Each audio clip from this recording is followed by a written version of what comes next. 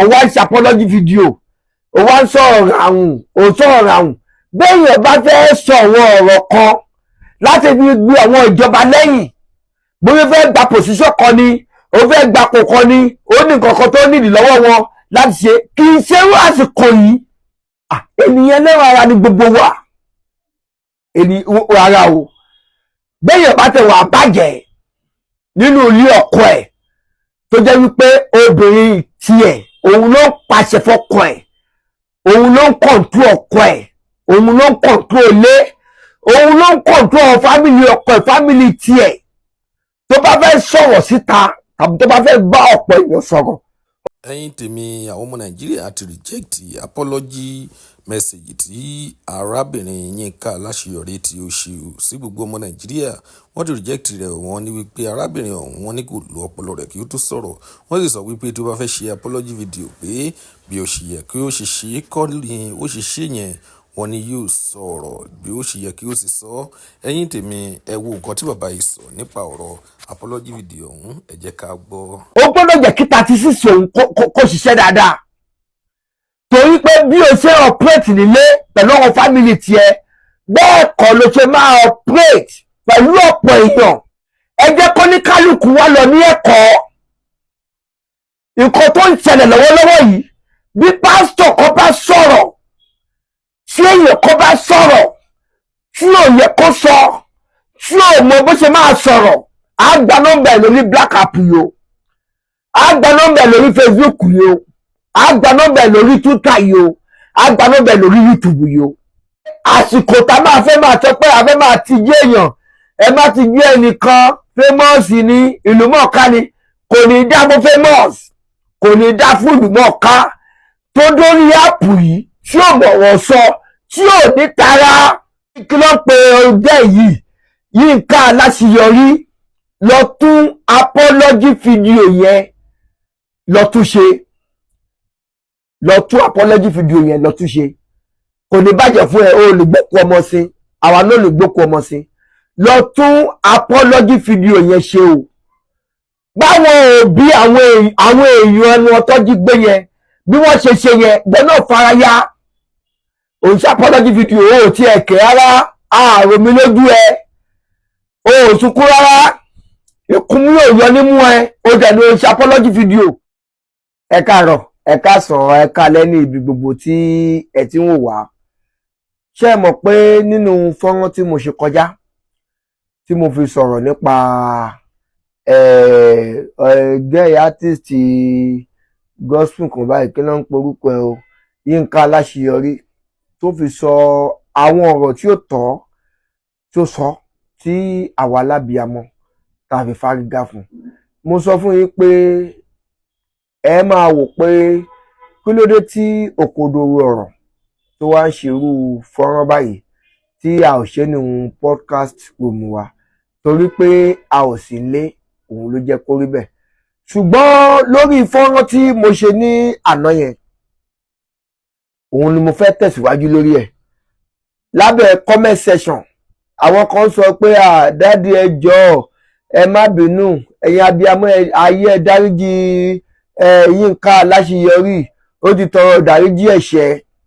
mo wá wo fọ́nrán tó fi tọrọ ìdáríjì ẹ̀ṣẹ̀ yẹn mo wá fi ayọ̀ àtàlàfíà sọ ní wákàtí wọ̀nyí pé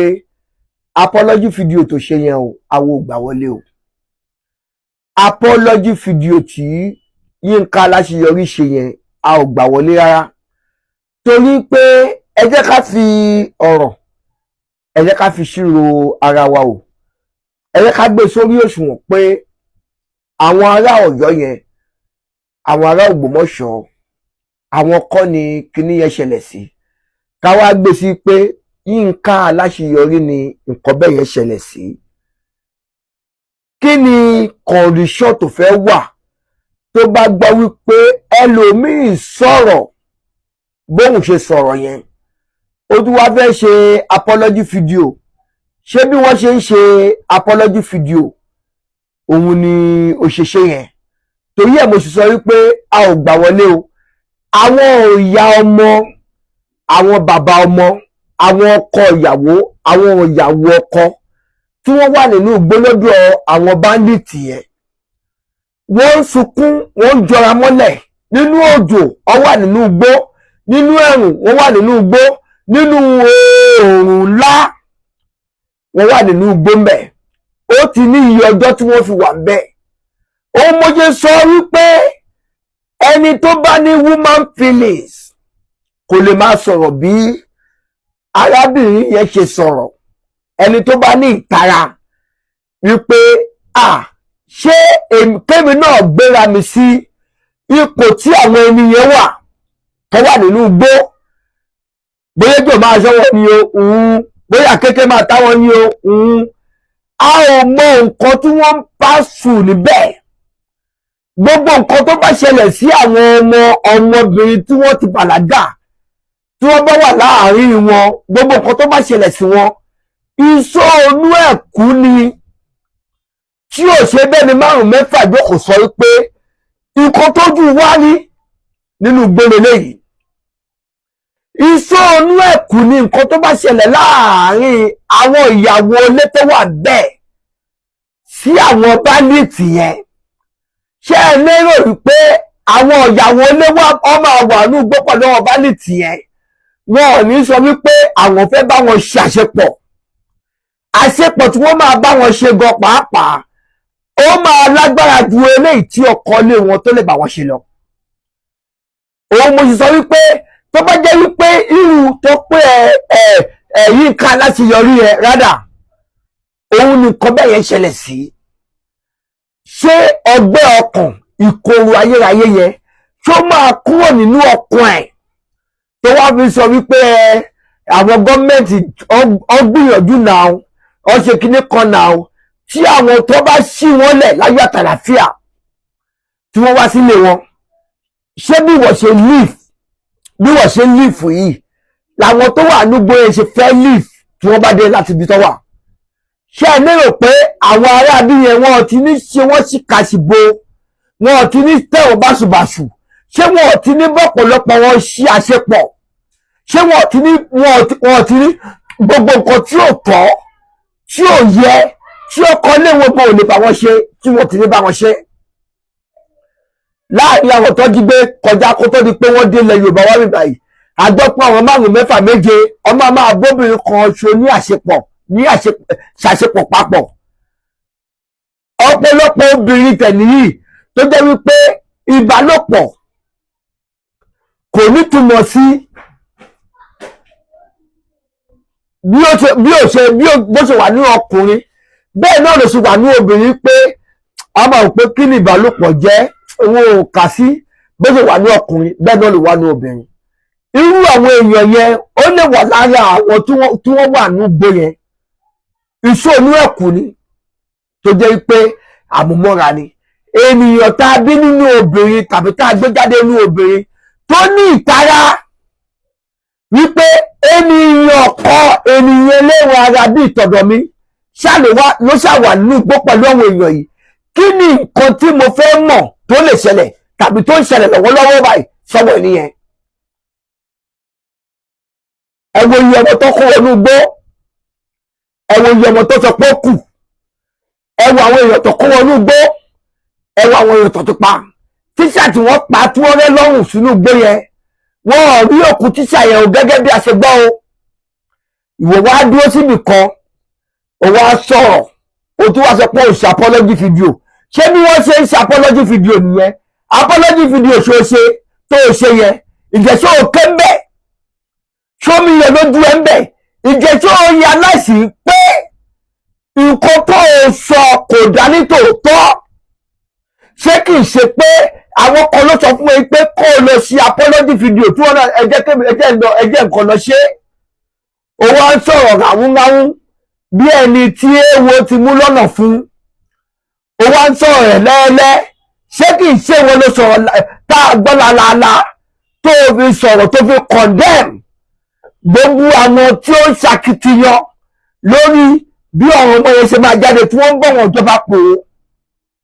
Ó wá ní pé ká má sọ̀rọ̀ bẹ́ẹ̀. Mo wá ronú, mo rò pé àwọn tó bá fẹ́ gba ipò, tó bá fẹ́ ní póòsì kan lọ́dọ̀ ìjọba,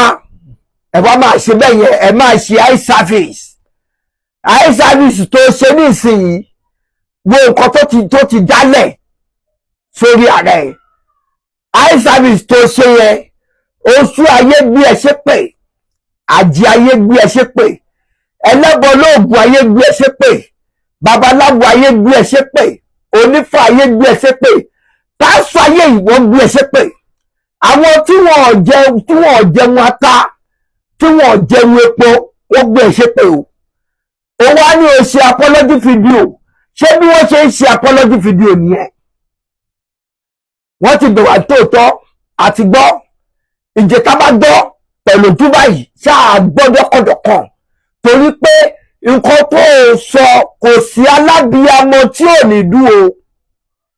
wípé báwo lè èèyàn kan ṣe máa sọ wí eléyìí ó tún wá jóbìnrin tó bá jẹ́ pọ́kùnrin ló bá sọ wí ọ̀rọ̀ yẹn wàá ní pàpà ńlági ni o ṣèbí kóhùn tọ́pa bọ̀ wò kó fún ìyàwó ẹ̀ lóyún kíyàwó bímọ fún ni ṣùgbọ́n ọkùnrin míì ó ní ìtara lórí ọmọ ju obìnrin lọ ẹni tó bá mọ̀ nǹkan tí ọmọ ń jẹ́ pàápàá jùlọ ọkùnrin tó jẹ́ wípé kò rí báwo mo ṣe fẹ́ sọ náà tí bàbá ẹ̀ tó tara lórí àwọn bóyá àwọn ẹ̀gbọ́n àwọn àbúrò àtòun gbọgbọ fúnra rẹ̀ kí ní yẹn education tó gbà lọ́dọ̀ bàbá ẹ̀ yẹn òun ló máa lò lọ òun náà lòun ló máa lò pẹ̀lú ìyàwó ẹ̀ ló máa fi tara lórí ọmọ ó wá jẹ́ pé ó wá sọ owó ọ̀rọ̀ yẹn ó wá ń ṣe apology video ó wá ń sọ̀rọ̀ àwùn ó sọ̀rọ̀ àwùn béèyàn bá fẹ́ sọ̀rọ̀ ọ̀rọ̀ kan láti fi gbé àwọn ìjọba lẹ́yìn bóyá fẹ́ gba position kan ni ó fẹ́ gba kò kan ni ó ní nǹkan kan tó nídìí lọ́wọ́ wọn láti ṣe kì í ṣe irú àsìkò yìí léèyàn máa sọ irú ọ̀rọ̀ yẹn tàbí irú ìwà yẹn tí ò ní rí pípọ́n ojú àwọn ọmọ Nàìjíríà ènìyàn lẹ́wọ̀n ara ni gbogbo wa ara o béèyàn bá tẹ̀ wà bàjẹ́ nínú ilé ọkọ ẹ̀ tó jẹ́ wípé obìnrin tiẹ̀ òun ló ń pàṣẹ fọ́kọ ẹ̀ òun ló ń kọ̀ǹtú ọkọ ẹ̀ òun ló ń kọ̀ǹtú ilé òun ló ń kọ̀ǹtú fámìlì ọkọ ẹ̀ fámìlì tiẹ̀